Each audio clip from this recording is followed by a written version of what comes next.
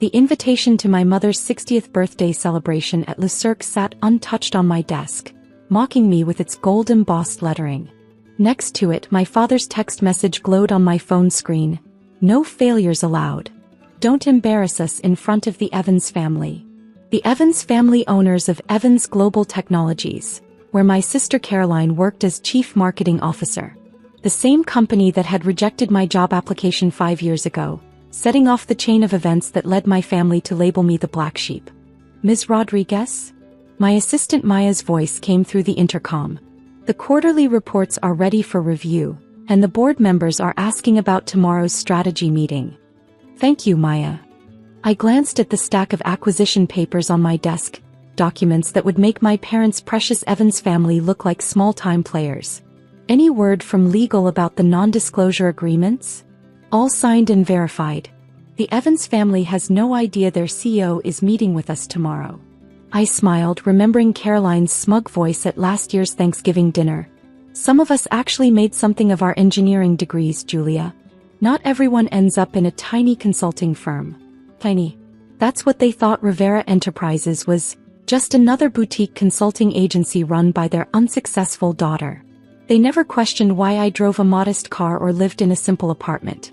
Never wondered how I could afford my assistant's salary on a consultant's income. My phone buzzed again, another text from Dad. Caroline says Robert Evans himself is attending tonight. Dress appropriately. Don't mention your situation.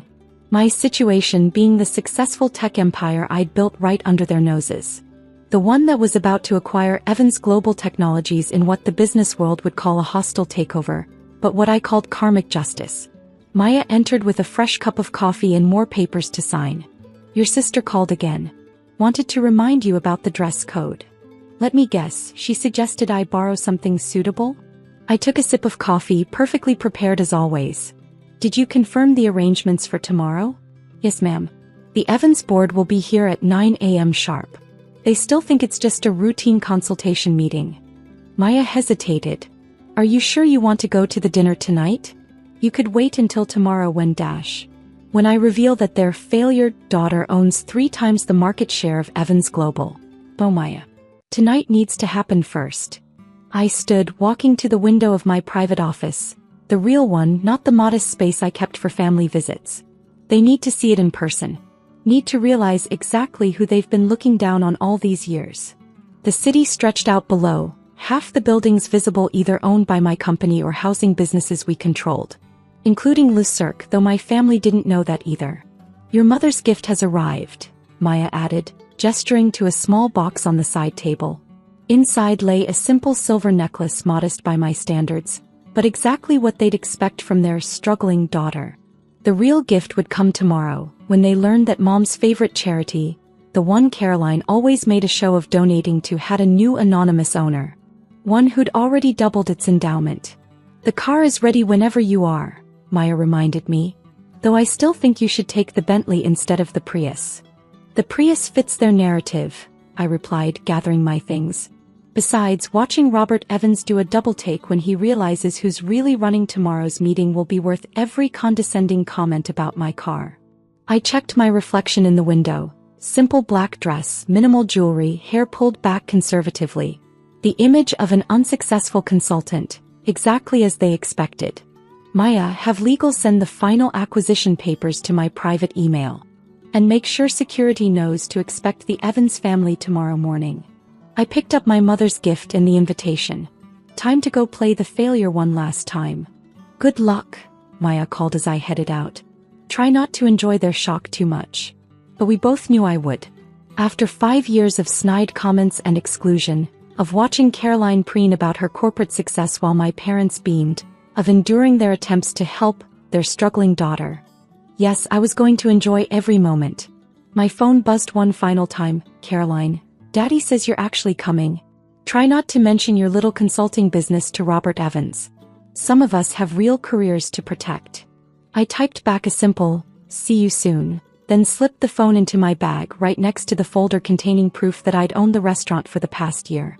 The Prius waited outside, its modest appearance the perfect prop for my last performance as the family disappointment. Tomorrow the business world would know Rivera Enterprises as the tech giant that devoured Evans Global Technologies. But tonight I would watch them fawn over Robert Evans one last time, knowing that in less than 24 hours he'd be working for me.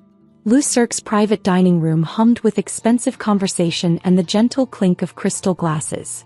I sat quietly at the far end of the table, watching my sister Caroline hold court with the Evans family, her designer dress competing with the chandeliers for sparkle.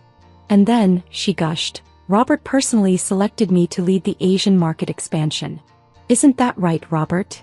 Robert Evans nodded indulgently, exactly the way I'd seen him do in board meetings when he was barely listening. My parents beamed at Caroline while pointedly ignoring my existence, their usual strategy when important people were around. Julia. My mother's voice carried that familiar tone of forced politeness. Didn't you handle some spreadsheets for a tech company once? Perhaps Robert could offer some career advice. I hid my smile behind my water glass, thinking of the comprehensive analysis of Evans Global's vulnerabilities sitting in my briefcase. Actually, Mom, Oh, look. Caroline interrupted right on cue. The CEO of Sterling Tech just arrived. Robert, you simply must hear about their merger proposal. My phone vibrated silently, Maya sending updates about tomorrow's meeting. The Evans board members had all confirmed their attendance, still blissfully unaware that they were walking into their own corporate execution. Speaking of mergers, Robert Evans suddenly turned to me, surprising everyone at the table. I understand you do some consulting work, Ms. Rodriguez? Caroline nearly choked on her wine. Dad quickly intervened. Oh, Julia just handles small local clients. Nothing that would interest Dash. Actually, I set down my glass, meeting Robert's eyes. I'd love to discuss business, Mr. Evans. Particularly your company's interesting position in the market. Julia, Mom hissed. I'm sure Mr. Evans doesn't want to discuss Dash. No, please. Robert leaned forward, his CEO instincts clearly sensing something.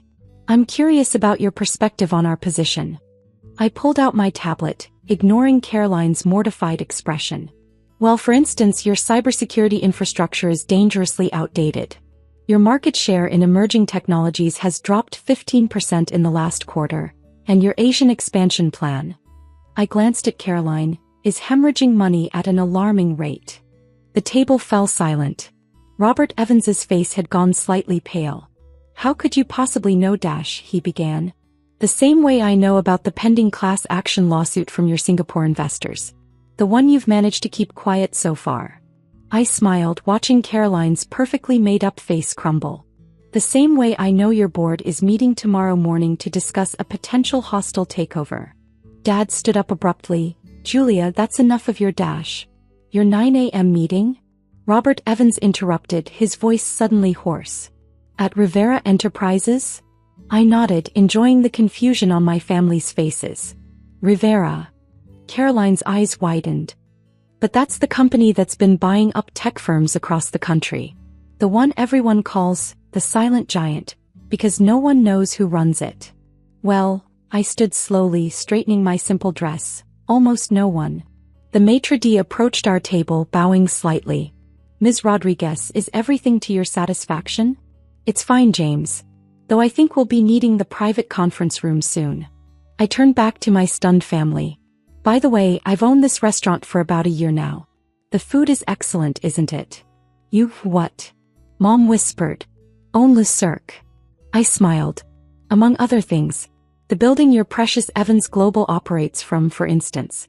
The tech company that handles your cybersecurity, or rather fails to handle it. The investment firm that manages your corporate accounts. Robert Evans had gone from pale to ashen. Tomorrow's meeting, your Julia Rivera, CEO of Rivera Enterprises. I reached into my briefcase and pulled out a folder. Though my family knows me better as their unsuccessful daughter who just handles spreadsheets. Caroline stood up so quickly she knocked over her wine glass. This is impossible. You run a small consulting firm. You drive a Prius. Image management, dear sister. While you were bragging about corner offices and expense accounts, I was quietly building an empire. I turned to Robert Evans. Now about tomorrow's meeting. Shall we discuss the terms of your surrender here, or would you prefer to wait until morning? Dad found his voice, though it shook slightly. All this time, when we were trying to help you find a real job. I had one, I replied calmly. Several thousand employees, offices in 12 countries, and a market valuation that makes Evans Global look like a corner store. I paused, savoring the moment. Speaking of which, Caroline, you might want to update your resume. I hear Rivera Enterprises has very high standards for its marketing department. The maitre d' returned. The conference room is ready, Ms. Rodriguez. And your legal team has arrived. Perfect timing. I stood gathering my things. Mom, I'm sorry to discuss business at your birthday dinner, but you always said family should come first. I smiled at Robert Evans. Shall we, Robert? Time to sign over your company. As I led a shell-shocked Robert Evans toward the conference room, I heard Caroline burst into tears and Mom whisper, all those times we called her unsuccessful. Oh, and Caroline? I called back over my shoulder. About that Asian market expansion you were bragging about. I'm shutting it down tomorrow. Consider it my birthday gift to Mom, saving the family name from your spectacular failure. The conference room door closed behind us, leaving my family to digest the fact that their disappointing daughter now owned not just this restaurant, but their entire corporate world. Happy birthday, Mom. The next morning, sunlight streamed through the floor-to-ceiling windows of Rivera Enterprises' real executive floor, the one my family had never seen. I sat at the head of the gleaming conference table, watching the Evans Global board members file in, their faces a mix of confusion and growing dread. Caroline entered last, her designer outfit noticeably less pristine than usual.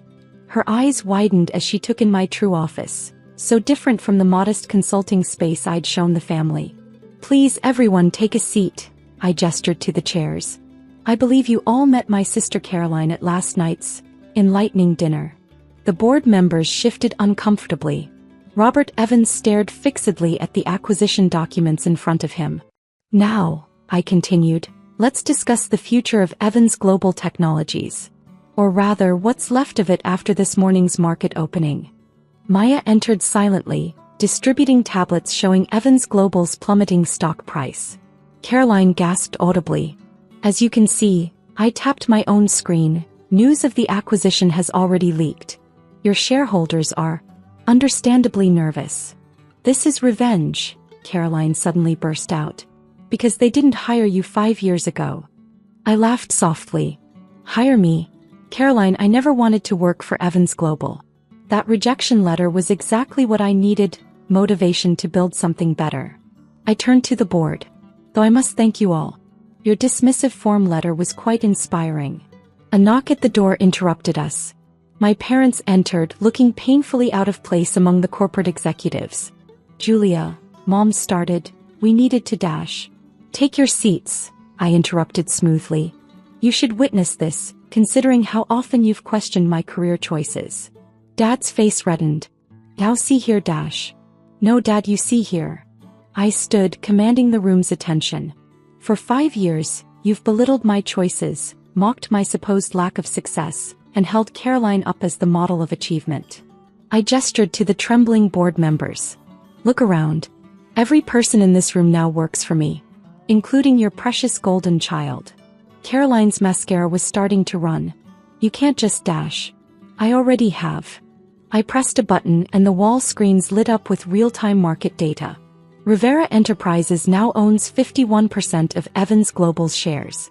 We control the board, the assets, and the future of every person in this room. What do you want? Robert Evans finally spoke, his voice barely a whisper.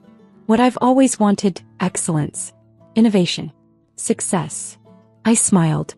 Unfortunately, your company provides none of these. So we'll be dismantling it piece by piece. Mom let out a small sob. Julia, please dash. Please what, Mom? Show mercy? Like you did when you banned me from family functions for being unsuccessful? Like Caroline did when she told her society friends not to associate with her failing sister. I turned to the board members. You have 2 choices.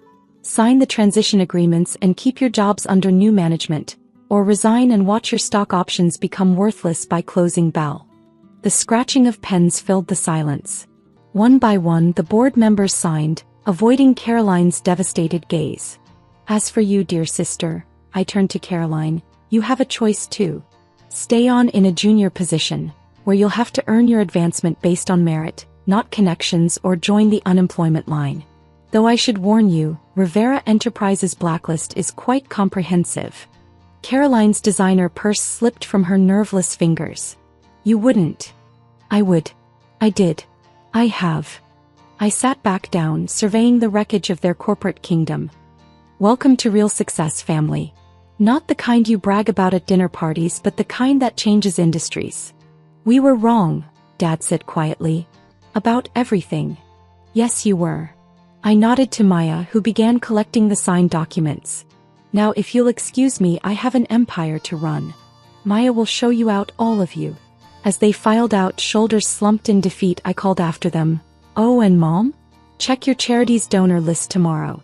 You might be surprised to learn who's been anonymously funding it all these years.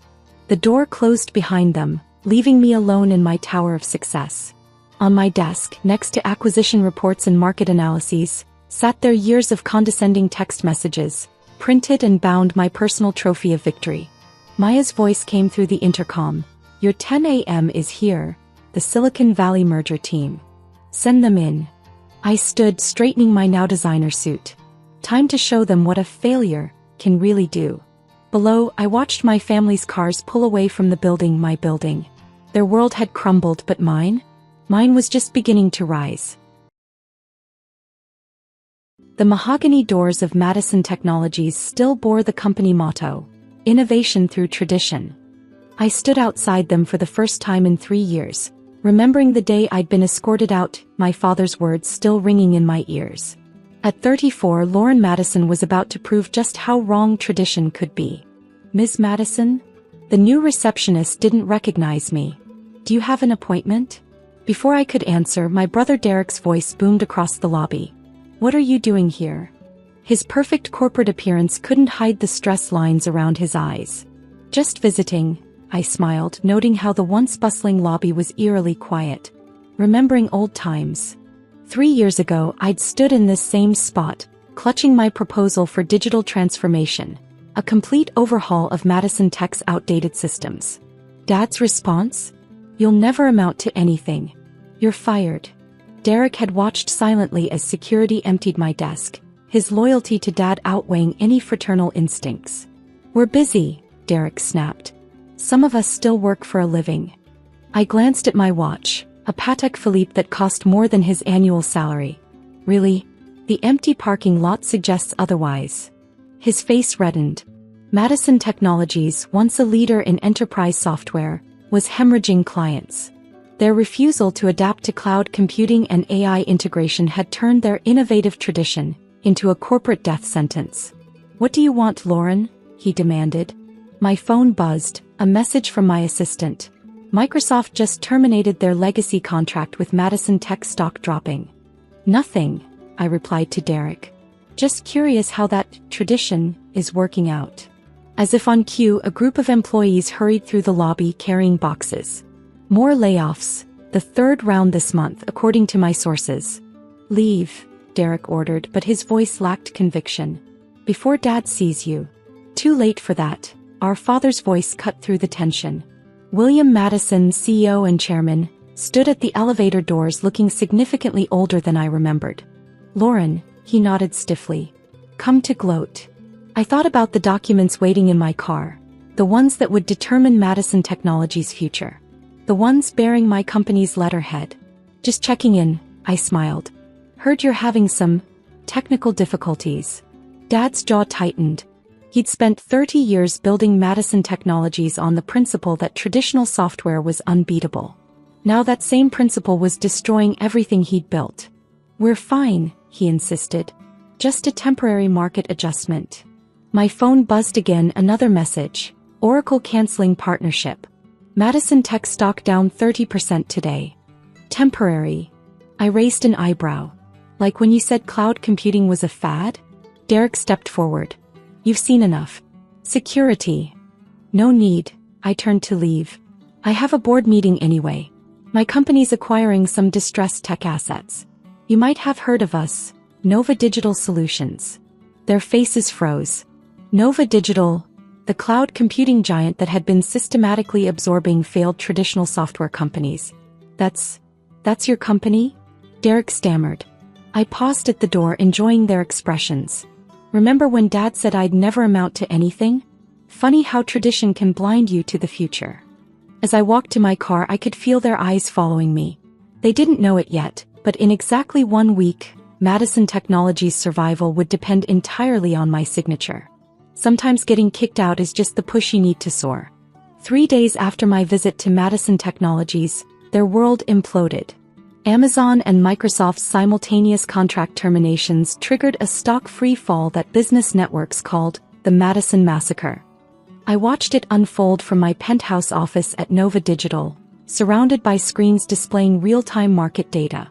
Their stock's down 68%, my CFO reported. They've lost 85% of their enterprise clients in the past month. Banks are calling their loans. My phone buzzed, Derek calling for the 3rd time today. I let it go to voicemail, focusing instead on the acquisition papers my legal team had prepared. Ms. Madison? My assistant's voice held a note of amusement. Your father's executive assistant called. They're requesting an urgent meeting. I bet they are. I smiled, remembering Dad's words from 3 years ago. Cloud computing is for people too weak to build real software. Now his real software company was worth less than my office furniture. Their board called an emergency session, my COO added, entering with more reports. Rumor is they're discussing Chapter 11 options. My phone lit up again, Mom this time. Her voicemail was tearful. Lauren, please. Your father's not sleeping. The company, we need to talk. I pulled up Nova Digital's latest cloud platform statistics. While Madison Technologies crumbled, we'd become the fastest-growing cloud solutions provider in the industry. The worthless ideas Dad had mocked were now worth billions. Reuters is running a special report, my assistant announced.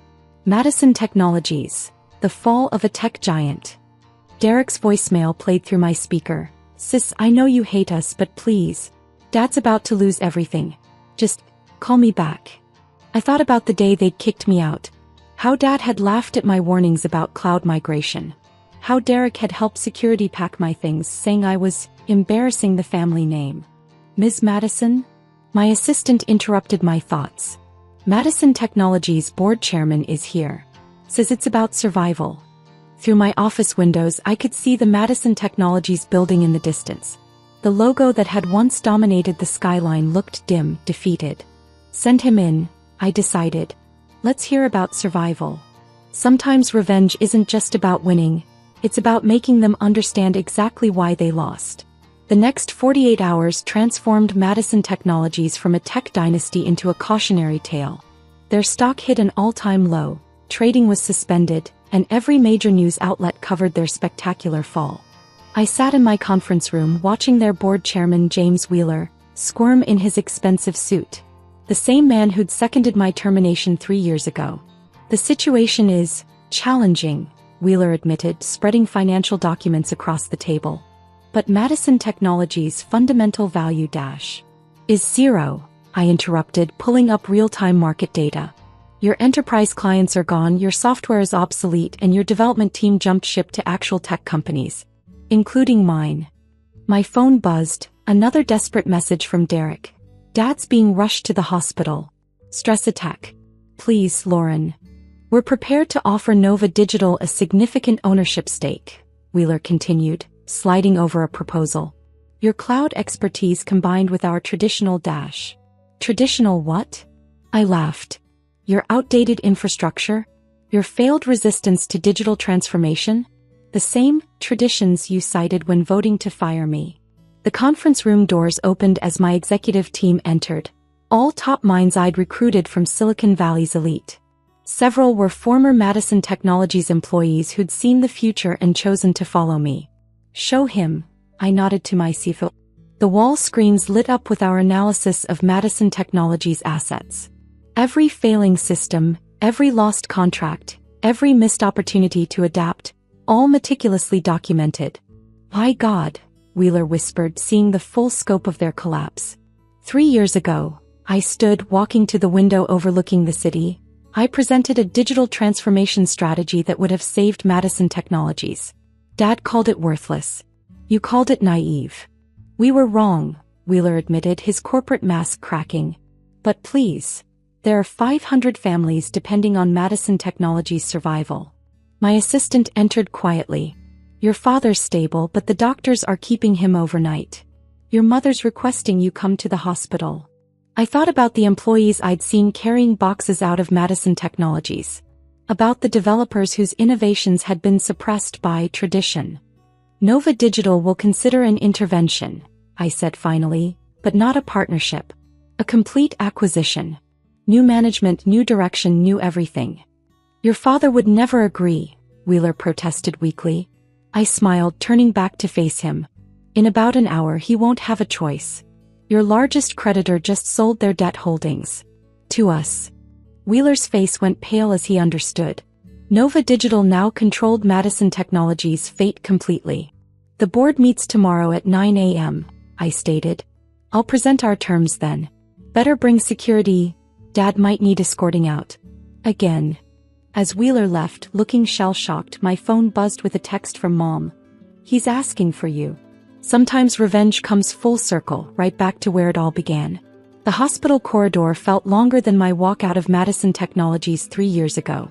Dad's private room, paid for by insurance he'd soon lose, was quiet except for the steady beep of monitors. He's been asking for you, Mom said softly, her designer clothes looking somehow shabby now. Amazing how corporate collapse ages everything it touches. Dad looked small in the hospital bed, his usual commanding presence diminished by a paper gown and 4 lines. His eyes opened as I entered. Come to finish us off? His voice was weak but still carried that edge of pride. The board meeting's tomorrow, I replied, standing at the foot of his bed. Nova Digital's terms are non-negotiable. Lauren, Mom pleaded, surely there's another way. The company's been in the family for 3 generations, I finished. All of them too proud to adapt, too stubborn to change. Well, change is happening anyway. My phone buzzed, the final acquisition papers were ready. Madison Technologies would cease to exist by tomorrow afternoon. You've won, Dad said quietly. Destroyed everything I built. No, I corrected him, pulling up Nova Digital's market data on my tablet. I built something better. Something that actually works in this century. You destroyed Madison Technologies yourself, by choosing pride over progress. Derek burst into the room, his tie askew. The banks are calling everything. We can't even make payroll this week. I let that sink in for a moment. 500 families wondering about their next paycheck because 3 generations of Madisons couldn't admit they were wrong. Nova Digital will handle payroll, I said finally. All current employees will be offered positions in the restructured company. Except senior management. You're firing us? Derek's voice cracked. No, I smiled. You fired me, remember? I'm just returning the favor. Dad struggled to sit up. The Madison name will survive, I cut him off. Just not the way you planned. Madison Technologies is done, but its assets will become part of something stronger. Something that embraces change instead of fighting it. I showed them the rebranding plans. Madison Technologies' old headquarters would become Nova Digital's Innovation Center. The outdated systems would be replaced with cutting-edge cloud infrastructure. The tradition that had strangled innovation would give way to actual progress. Your choice is simple, I continued. Sign the acquisition papers tomorrow, or I'll let Madison Technologies fall into bankruptcy. Either way I win. The only question is how many families you want to hurt with your pride. Mom started crying softly. Derek slumped against the wall. Dad just stared at the ceiling, decades of certainty crumbling around him. Why? He whispered finally. Why not just let us fail? I walked to the door then turned back. Because you taught me one valuable lesson. Success isn't about destruction. It's about transformation.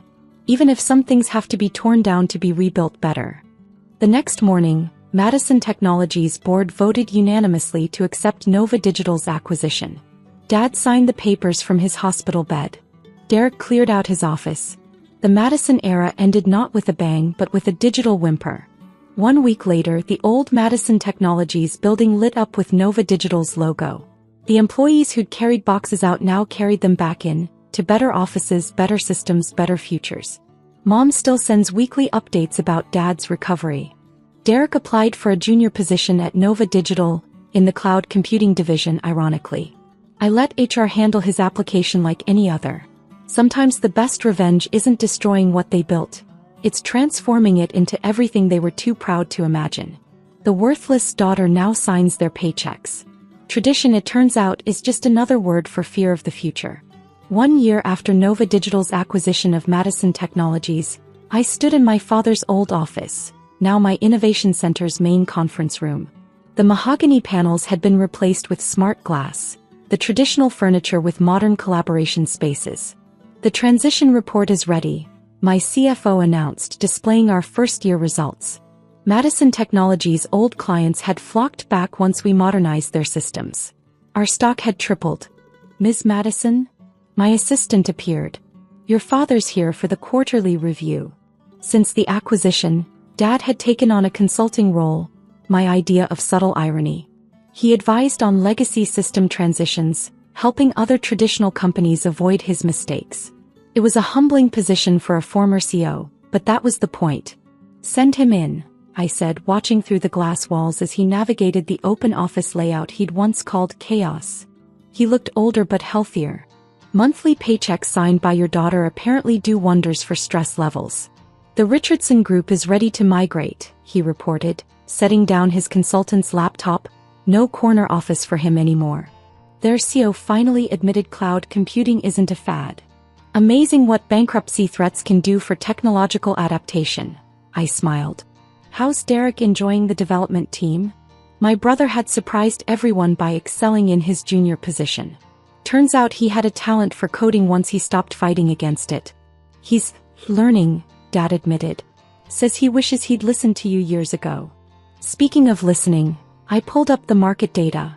Madison Technologies' old stock certificates are worth something again. As Nova Digital shares. The irony wasn't lost on him. The company he'd tried to protect from change was now worth 10 times more because of that very change. "Your grandfather," he said quietly, "would have hated this place. Good thing we're building the future, not preserving the past." My phone buzzed, Mom asking about Sunday dinner. She turned the family mansion's formal dining room into a tech-enabled space, complete with digital art and charging stations. Adaptation, it seemed, ran in the family. "The Madison name still means something," Dad observed, looking at Nova Digital's logo. "Just not what I thought it would." "It means progress," I corrected. Which was all I wanted 3 years ago. Later that evening, watching the sunset from my office, I saw Dad and Derek leaving together, father and son, heading to a coding workshop Derek had insisted on. Sometimes the best legacy isn't the one you inherit, but the one you dare to create. And sometimes, teaching your parents to embrace the future is the greatest innovation of all. The newspaper headline made me smile. Harrison Industries stock plummets 40% after failed product launch. I set my coffee down and leaned back in my office chair, savoring the moment. 5 years ago, my uncle had thrown me out of that company, calling me weak. Now, as CEO of their biggest rival, I was about to show him exactly what weakness looked like. My name is Emma Crawford, though I was born Emma Harrison. The Harrison name used to mean something in the tech industry. 3 generations of innovation and success. My grandfather built the company from nothing, my father expanded it, and my uncle Marcus, well, he was about to learn a harsh lesson about underestimating the wrong person. I still remember that day perfectly. The Harrison Industries boardroom, all mahogany and leather, reeking of old money and male privilege. I had just presented my proposal for the company's future. A complete digital transformation that would have revolutionized our manufacturing process. "This is ridiculous," Uncle Marcus had declared, tossing my carefully prepared report aside. "Cloud-based manufacturing? AI-driven supply chains? This isn't some Silicon Valley startup, Emma. We're Harrison Industries. We do things the traditional way." I stood my ground despite the dismissive looks from the other board members. The traditional way is becoming obsolete. Our competitors are already adopting these technologies. If we don't adapt, enough. Uncle Marcus's face had turned red. "This is exactly why women shouldn't be in charge of real business decisions. You're too emotional," too weak to understand how this industry works. My father, who had been quietly watching from his chair, said nothing. His silence hurt more than Uncle Marcus's words. After my mother died, he had retreated into himself, gradually surrendering control to his younger brother. Now he sat there letting Marcus destroy everything our family had built. "I'm not weak," I said quietly. "I'm trying to save this company." Uncle Marcus stood up, his imposing figure casting a shadow across the table. "Save it? You'd destroy everything your grandfather built with these modern nonsense ideas. Oh, Emma, it's time you understood your place. You're fired." The boardroom fell silent. Even my father looked up, finally showing a flicker of concern. "Marcus, perhaps." "No, David. Your daughter needs to learn that the Harrison name doesn't guarantee her a position here. Clear out your office, Emma. Security will escort you out." I didn't give them the satisfaction of seeing me cry. I held my head high as I packed my things, ignored the pitying looks from employees who had known me since childhood, and walked out of Harrison Industries for what I thought was the last time. That night, sitting in my apartment surrounded by cardboard boxes of family photos and company documents, I made a decision. If Harrison Industries wouldn't embrace the future, I would build it myself. I started small, using my savings and a few loyal investors who believed in my vision. Crawford Technologies began in a tiny office above a coffee shop, with just 3 employees and a dream. We focused on exactly what Harrison Industries refused to consider: digital transformation in manufacturing. The first year was brutal. Uncle Marcus used his influence to discourage potential clients and investors. Suppliers mysteriously backed out of contracts at the last minute. But what he didn't understand was that each obstacle only made me more determined. I worked 18-hour days, sacrificed my personal life, and poured everything I had into the company. Slowly things began to change. Our first major client, a mid-sized electronics manufacturer, reported a 40% increase in efficiency after implementing our systems. Word spread. By the 3rd year, Crawford Technologies had become a respected name in the industry.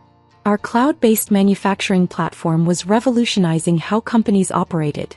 Every success felt like a personal victory over Uncle Marcus's outdated thinking. My father tried to reach out several times, leaving voicemails that grew increasingly concerned as Harrison Industries' market share began to slip. "Emma, please call me. Your uncle, he's worried about some of our recent losses." I never called back. Instead, I channeled every bitter memory, every dismissive comment, every patronizing smile into building something better than Harrison Industries could ever be. Then came the opportunity I'd been waiting for. Harrison Industries' biggest client, Global Electronics, was unhappy with their outdated systems and looking for alternatives. I spent weeks preparing the perfect pitch, knowing this could be the moment that changed everything. The meeting was scheduled for tomorrow morning. Global Electronics CEO would be there, along with their entire executive team. If we won their contract, it would devastate Harrison Industries and validate everything Uncle Marcus had dismissed as modern nonsense. My phone buzzed with a text from my assistant. "Your uncle is trying to schedule an urgent meeting. Says it's about family matters." I smiled, thinking about the market analysis on my desk showing Harrison Industries' rapidly declining profits. "Tell him I'm busy," I replied. "Family matters will have to wait." Later that evening, as I reviewed the final details for tomorrow's presentation, another text came through. This one from my cousin Peter, Uncle Marcus's son. "Dad's freaking out. He knows you're meeting with Global Electronics. Says you're trying to destroy the family legacy." I set my phone aside without responding. Uncle Marcus had never understood that legacy isn't about preserving the past. It's about building the future. Tomorrow he would learn that lesson the hard way. As I packed up my office for the night, I paused at the window overlooking the city. In the distance, I could see the Harrison Industries building, its logo illuminated against the dark sky. Soon that logo would mean something very different in the industry. A cautionary tale about the danger of underestimating the weak woman in the boardroom. My assistant knocked softly. "Emma? Final reports just came in. Harrison Industries' quality control issues are worse than we thought. Their last 3 shipments to Global Electronics were rejected." "Perfect timing," I murmured. "Send me the details. Tomorrow's meeting just got even more interesting." As I drove home, I thought about how different things might have been if Uncle Marcus had listened to my proposals 5 years ago. Harrison Industries could have led the digital transformation instead of falling victim to it. But his arrogance, his inability to see past tradition and gender bias, had sealed the company's fate. Tomorrow I would walk into that meeting room not as Emma Harrison, the weak niece who needed to learn her place, but as Emma Crawford, CEO of the most innovative manufacturing technology company in the industry. And I would show Uncle Marcus exactly what weakness looks like when it comes back to destroy everything he held dear. The next morning, I arrived at Crawford Technologies headquarters at precisely 7 a.m. The presentation room was already prepared, sleek, modern, and nothing like Harrison Industries' stuffy old boardroom. Our latest prototypes were displayed alongside real-time data showing the efficiency gains our clients had achieved. Global Electronics team is in the lobby, my assistant Lisa announced. And, your uncle is here too. I raised an eyebrow. Uninvited, I assume? He's demanding to speak with you before the meeting. Says it's about protecting the family name. I straightened my blazer, checking my reflection in the window. No longer the timid niece in modest business attire. Today I wore a tailored Armani suit that cost more than my first month's rent at that tiny office above the coffee shop. Send him in, I said. Let's hear what he has to say. Uncle Marcus burst into my office like a storm cloud in an expensive suit. 5 years had aged him. His hair was grayer, his face more lined, but his eyes still blazed with the same arrogant authority. You can't do this, Emma, he declared without preamble. Global Electronics has been with Harrison Industries for 30 years. Their family. I sat down at my desk, gesturing to the chair across from me. He remained standing. Family. I smiled. Interesting choice of words, Uncle Marcus. Please remind me again about the importance of family. His face reddened. This isn't about what happened 5 years ago. This is about preserving your grandfather's legacy. No, I corrected him. This is about business. Global Electronics needs a modern solution to remain competitive. Harrison Industries can't provide that. Crawford Technologies can. We can adapt, he insisted. Give us time to. Time. I laughed. Like the time you gave me when I proposed these exact changes 5 years ago? When you called me weak and had security escort me out. Before he could respond, Lisa appeared in the doorway. Miss Crawford? Global Electronics is ready for you. I stood up. Excuse me, Uncle Marcus. I have a meeting to attend. Feel free to stay and watch. You might learn something about the future of manufacturing. The presentation room fell silent as I walked in. James Chin, CEO of Global Electronics, sat at the head of the table with his executive team. Uncle Marcus slipped in behind me, taking a seat in the back corner. Thank you all for coming, I began, activating our holographic display system. The room filled with three-dimensional representations of our manufacturing process. What you're about to see isn't just an upgrade to your current systems, it's a complete transformation of how manufacturing can work. For the next hour, I demonstrated everything Crawford Technologies had developed. Real-time supply chain optimization, predictive maintenance algorithms, cloud-based quality control that could spot defects before they became expensive recalls. Everything Harrison Industries had dismissed as modern nonsense. James Chin leaned forward, clearly engaged. Impressive, Ms. Crawford. But implementation across our entire operation would be complex. Which is why we've already mapped out a transition plan specific to Global Electronics. I pulled up detailed timelines and cost projections. We can have you fully operational within 6 months, with minimal disruption to current production. 6 months. Uncle Marcus interrupted from the back. That's impossible. These systems take years to implement properly. I didn't even turn around. With traditional methods, yes. But our AI-driven integration protocols have revolutionized the process. Would you like to see the data from our last 5 major implementations? The next 2 hours were a detailed deep dive into technical specifications, cost analyses, and performance metrics. By the end, even Uncle Marcus had fallen silent. James Chin stood up, extending his hand. Miss Crawford, I think we've seen enough. Global Electronics would be honored to partner with Crawford Technologies. When can we begin? I shook his hand, feeling Uncle Marcus's glare burning into my back. We can start immediately. My team will have the contracts ready this afternoon. After the global electronics team left, Uncle Marcus remained in his chair, looking deflated. You've destroyed us, he said quietly. Without global electronics, Harrison Industries will lose 40% of its revenue. No, Uncle Marcus.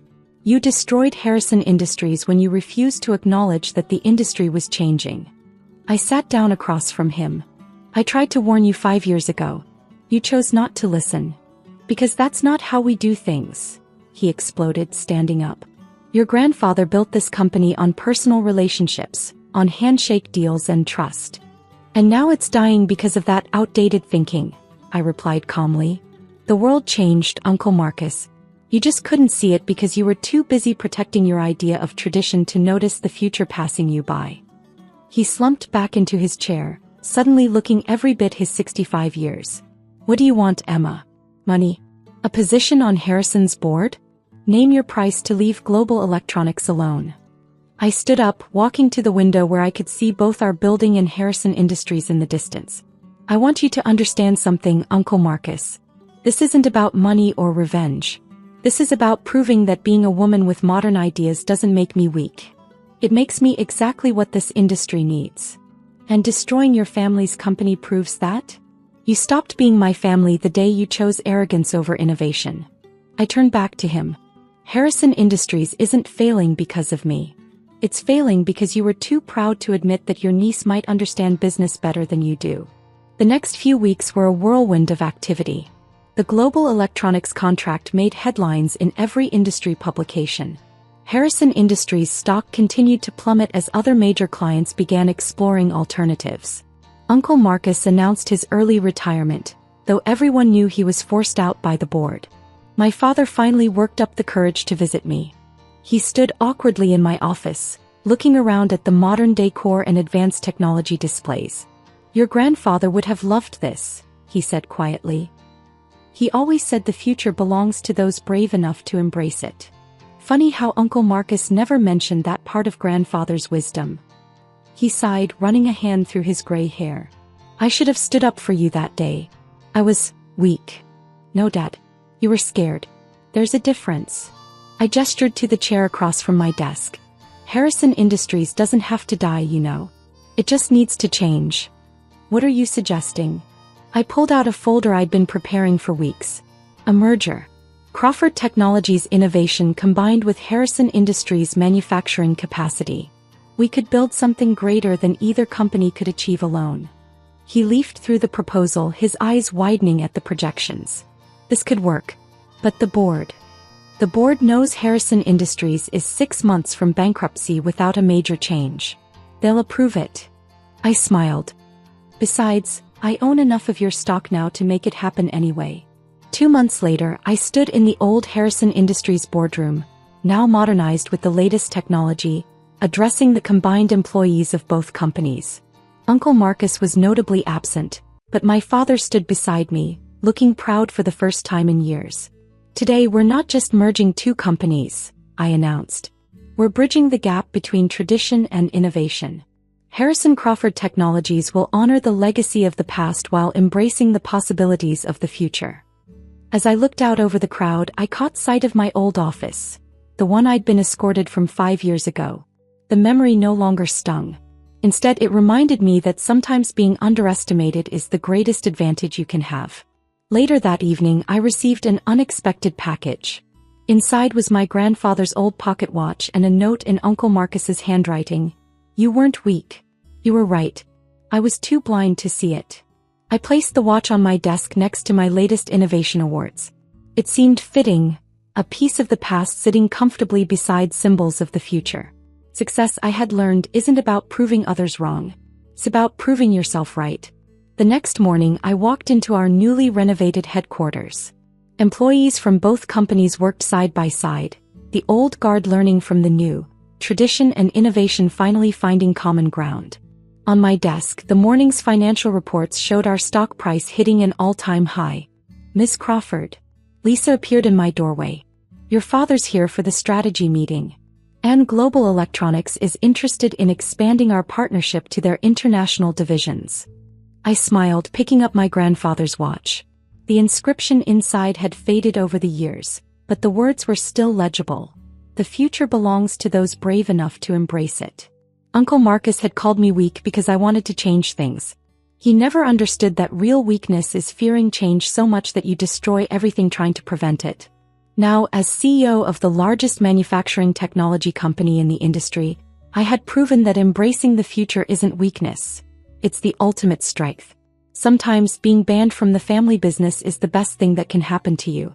It forces you to build something of your own, something unconstrained by outdated thinking and ancient prejudices. In the end, I didn't just become their biggest competitor. I became their salvation. And that, Uncle Marcus, is what real strength looks like.